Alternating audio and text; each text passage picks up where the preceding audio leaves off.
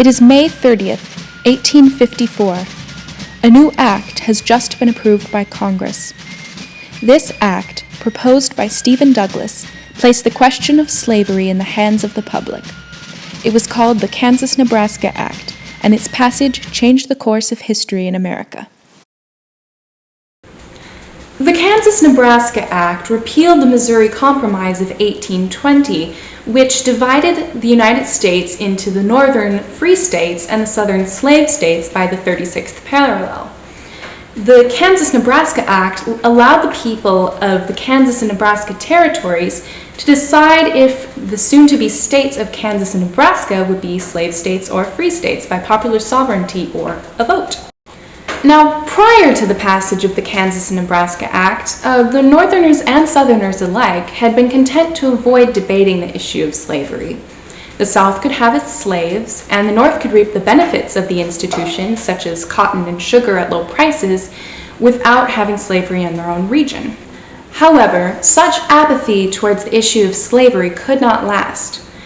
Sure enough, when the Kansas-Nebraska Act was passed, the people of the United States were forced to declare their position on slavery and defend that position with fervor. While it would appear that Stephen Douglas proposed the Kansas-Nebraska Act, which effectively opened all territories to slavery if such was the wish of the majority, because he was a Democrat who supported slavery, his agenda actually had little to do with slavery.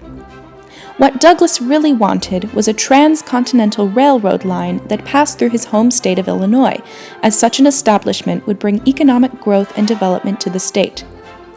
The problem was, the railroad line could not be constructed until the territories of Kansas and Nebraska were organized. Douglas knew that Congress would not be willing to admit two more free territories to statehood because it would mean a greater number of free states than slave states. So he proposed an act that would pull the Southerners in Congress to his side. Southerners liked the idea. Leaving the question of free state or slave state up to popular sovereignty benefited Southern slaveholders as well as the institution of slavery because it opened the West to slavery. The South knew that a greater number of slave states would increase the voting power of the Democrats.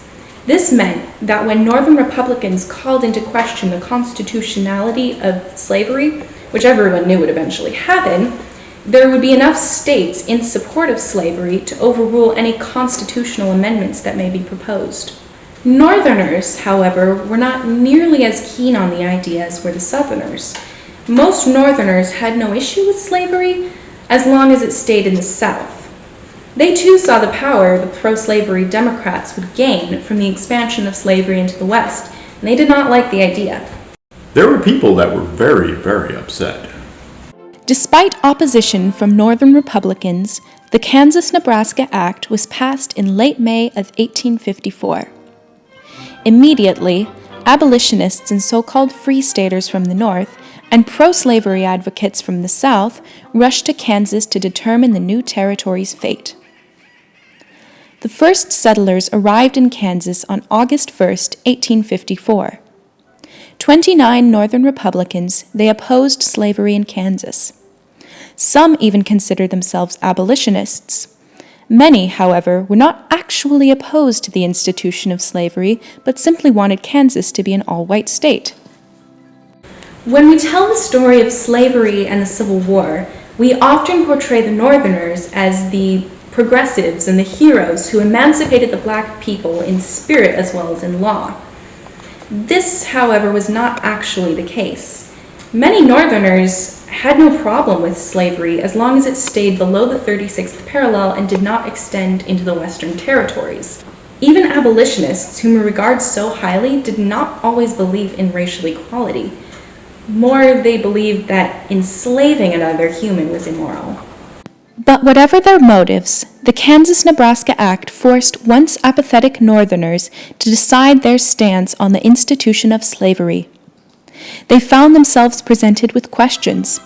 Is slavery moral? If all men are created equal, is it even constitutional? For many Northern Republicans, the answer to both questions was no. The deep political divide forming rapidly between North and South sprouted new violence in the United States, and Kansas was the front line. Raids and acts of violence were committed by immigrants from the South who wanted to extend the reach of slavery, as well as by immigrants from the North who were determined to keep Kansas free.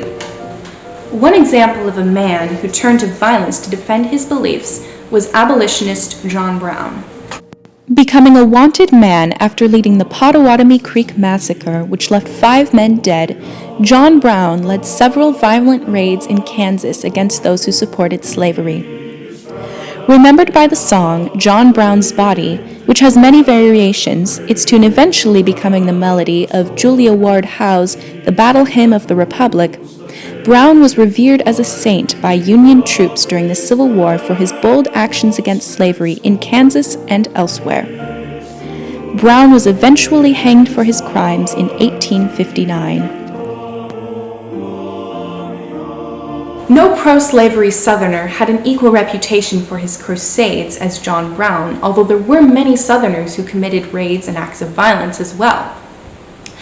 During the first raid in Kansas, to which the Pottawatomie Massacre was a response, 700 pro-slavery radicals attacked Lawrence, destroying the Free State Hotel, smashing 2 news presses, and killing 1 man. It was a very unpleasant situation. The raid in Lawrence and the Pottawatomie Massacre were just 2 of many violent outbursts in Kansas that would continue until the start of the Civil War in the following decade. The violence spurred by the Kansas-Nebraska Act was mostly confined to Kansas. However, there was one instance where the violence reached all the way to the United States Senate. Following the raid in Lawrence, Senator Charles Sumner gave an impassioned speech called The Crime Against Kansas, in which he lambasted South Carolina Senator Andrew Butler. The speech so angered the senator's distant cousin, South Carolina Representative and Democrat Preston Brooks, that he proceeded to beat Sumner with a cane until the cane was broken and Sumner lay unconscious on the floor.